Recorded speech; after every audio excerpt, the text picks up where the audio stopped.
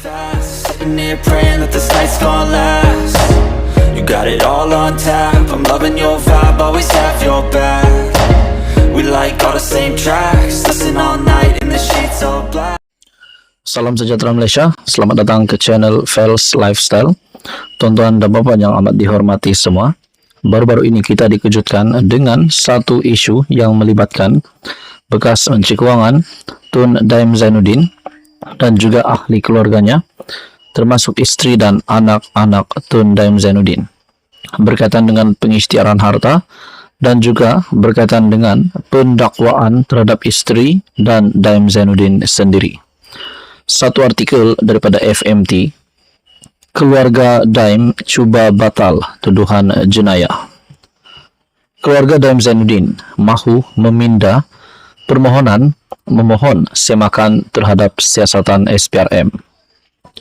Bekas Menteri Kewangan Daim Zainuddin dan ahli keluarganya memohon kebenaran Mahkamah Tinggi untuk memohon relief tambahan dalam permohonan semakan kehakiman terhadap siasatan Suruhanjaya Pencegahan Rasuah Malaysia SPRM ke atas hal ehwal kewangan mereka. Dalam permohonan yang difailkan, keluarga itu meminta kebenaran untuk memasukkan perintah membatalkan pertuduhan jenayah oleh pendakwa raya awam termasuk Daim dan istrinya Naimah Khalid. Menurut mereka, relief tambahan itu jadi perlu susulan perkembangan baharu yang menyaksikan pasangan itu dituduh di mahkamah pada hujung bulan lepas. Pada 23 Januari, Naimah dituduh bawah Seksyen 36 dalam kurungan 2 Akta SPRM kerana gagal mengisytiharkan pemilikan dalam beberapa syarikat, beberapa bidang tanah di Kuala Lumpur dan Pulau Pinang dan 2 kenderaan. 6 hari kemudian, Daim dituduh bawah peruntukan sama kerana gagal mengisytiharkan pemilikan dalam 38 syarikat, 19 bidang tanah di Kedah, Selangor, Kuala Lumpur, Negeri Sembilan dan Pahang, serta 6 hartanah, 7 kenderaan dan 2 akaun bank. Mereka mengaku tidak bersalah terhadap pertuduhan tersebut yang memperuntukkan hukuman penjara tidak lebih 5 tahun dan boleh didenda tidak lebih RM100,000 jika sabit kesalahan. Pada 11 Januari, Daim dan ahli keluarga memohon kebenaran untuk memulakan semakan kehakiman bagi membatalkan siasatan SPRM. Katanya mereka tidak tahu tentang sifat siasatan itu kecuali laporan berita mendakwa ia berkaitan kertas Pandora. Menurut mereka juga, siasatan SPRM ke atas dakwaan pengubahan wang dan salah guna kuasa itu tidak mengikut perlembagaan. Keluarga itu mendakwa siasatan bermula pada Februari 2023. Hakim Wan Ahmad Farid Wan Saleh yang mendengar permohonan itu pada 16 Januari lepas menetapkan keputusan akan diberikan pada 4 Mac.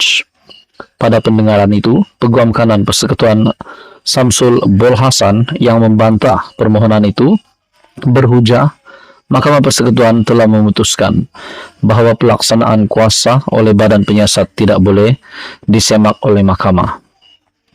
Peguam yang mewakili keluarga itu, Tommy Thomas, berhujah siasatan itu salah di sisi undang-undang yang kerana undang-undang yang digunakan untuk menyiasat anak guamnya, yaitu Akta SPRM dan Akta Pencegahan Pengubahan Wang Haram, Pencegahan Pembiayaan Keganasan dan Hasil daripada Aktiviti Haram, hanya berkuat kuasa selepas Daim tidak lagi memegang jawatan kerajaan. Halo semua, salam sejahtera Malaysia. Selamat datang ke channel Fels Lifestyle. Info padu, info hangat disediakan di dalam channel ini. Tuan-tuan dan puan yang amat dihormati, selepas kita dikejutkan dengan keputusan, mungkin tidak terkejut sudah, tapi saya rasa ini masih gempar diperkatakan ramai orang berkaitan dengan pengurangan hukuman penjara terhadap bekas Perdana Menteri dan juga bekas Presiden UMNO Najib Razak. Saudara-saudara, daripada 12 tahun hukuman penjara Najib dikurangkan kepada 6 tahun. Dan denda Rm 210 juta dikurangkan kepada Rm 50 juta.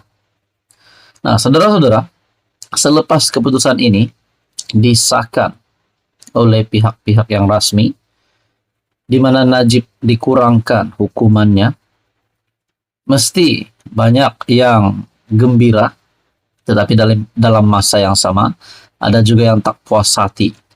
Nah, saudara-saudara, disangka selepas Datuk Najib Razak dikurangkan hukumannya, beliau sudah bebas, dan ini satu berita gembira untuk keluarga dan rakan-rakan dan penyokong Najib. Rupanya ada satu lagi pula yang pasti membuat ramai terkejut berkaitan dengan case Najib yang lain. Nah, saudara-saudara, dalam satu perkongsian daripada Syabuddin Husin ataupun syabuddin.com, meski pengumuman rasmi, pengampunan Najib tidak lagi membawa kejutan, tapi ia serlah kebijaksanaan agung. Artikel ini pada 2 Februari. Urus setia Lembaga Pengampunan Wilayah-Wilayah Persekutuan Kuala Lumpur, Labuan dan Putrajaya, yaitu bahagian hal ehwal undang-undang, Jabatan Perdana Menteri akhirnya mengeluarkan kenyataan rasmi berhubung pengampunan bekas Perdana Menteri Najib Razak. Dalam kenyataan media, diumumkan secara rasmi bahwa hukuman penjara 12 tahun yang diterima Najib dikurangkan kepada 6 tahun. Manakala denda Rm 210 juta diturunkan kepada Rm 50 juta. Dengan itu, tarikh pembebasan Najib yang baru sekarang disahkan ialah pada 24 Ogos 2028. Kenyataan media dikeluarkan hanya beberapa jam setelah Perdana Menteri Anwar Ibrahim sebelum sholat Jumat membayangkan pengumuman rasmi mengenai pengampunan Najib akan diumumkan. Ini karena media Singapura, Channel News Asia atau CNA lebih dahulu, yaitu 3 hari lalu, telah membocorkan keputusan lembaga pengampunan itu dan 99% tepat. Bagaimanapun, di waktu yang sama, dalam banyak grup WhatsApp, pengurangan jumlah yang denda kepada Rm 50 juta itu telah menjadi sebaran yang meluas sejak beberapa hari lalu. Dengan itu, tiada siapa lagi yang terkejut, suspend atau menangis dengan berita rasmi mengenai pengampunan Najib.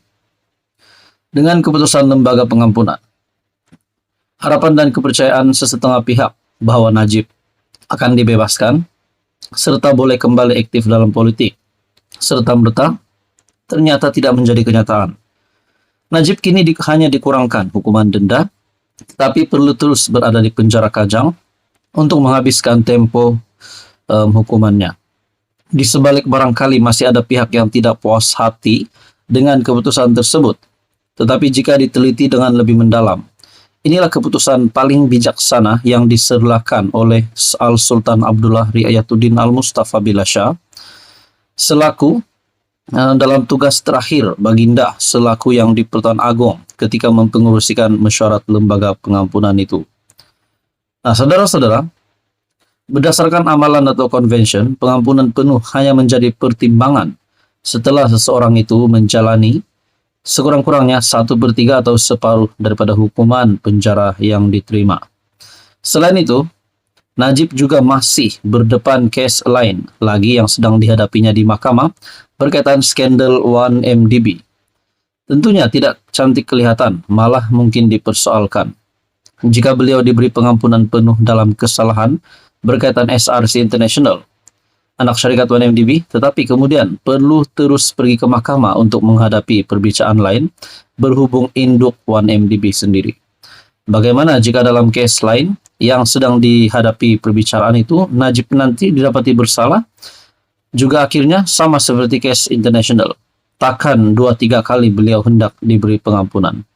Dengan itu, keputusan lembaga pengampunan terkait Najib, yaitu hanya mengurangkan hukuman penjara dan denda, hendaklah diterima dengan hati serta dada yang terbuka oleh semua, khususnya kaum keluarga dan penyokong-penyokong Tegar Bosku yang harapan mereka nampaknya belum lagi kesampaian. Maka jangan ada yang marah-marah atau coba menuding jari kepada sesiapa dengan keputusan ini. Nah, saudara-saudara, rupanya Najib masih ada lagi case yang lain. Takkanlah seperti yang disoalkan Syabudin, takkanlah dua tiga kali nak beri pengampunan kepada Najib. Nah, saudara-saudara, ini pas satu kejutan untuk rakyat Malaysia dan penyokong-penyokong Najib. Apa komen Anda? Sekian saja, teruskan bersama di dalam channel ini untuk info yang seterusnya.